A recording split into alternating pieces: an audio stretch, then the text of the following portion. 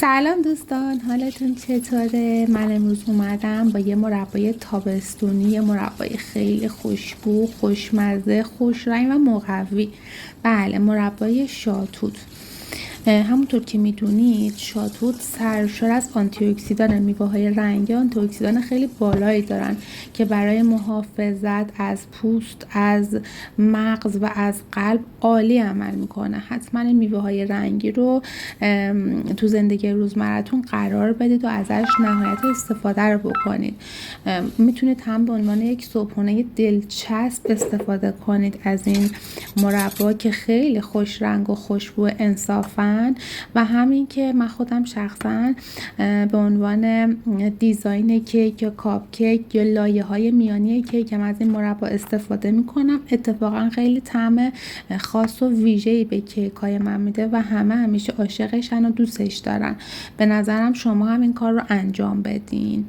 کاری که امسال من انجام دادم، با اینکه فکر میکردم ممکنه کیفیت مربا رو بیاره پایین، ولی نه، هیچ تغییری نکرد. البته میزان زیادی هم آب ازش بر نداشتم، ولی یه مقدار از آبش رو جدا کردم، گذاشتم روی حرارت یه کمی غلیظ‌تر بشه که بعداً به عنوان شربت شاهدود ازش استفاده کنم. خیلی شربت خوشمزه و خوشرنگ و خوشبویه. این کفای روش هم که همیشه باید بگیرید که خوش رنگتر و شفافتر بشه.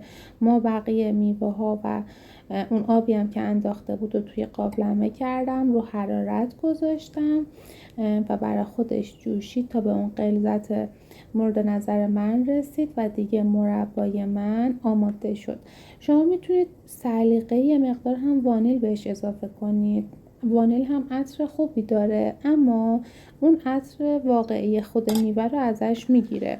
من قبلا امتحان کردم وانیل رو، خیلی نپسندیدم. حالا سلیقه شما، میتونید میزان خیلی کم بریزید، نوک قاشق چای خور، یا میتونید اصلا نریزید. یه مقدار هم پایان کار آب لیمو بهش اضافه کردم و به همین سادگی یه مربای شاتوت خیلی خوشمزه داریم که میتونیم جاهای مختلفی ازش استفاده کنیم.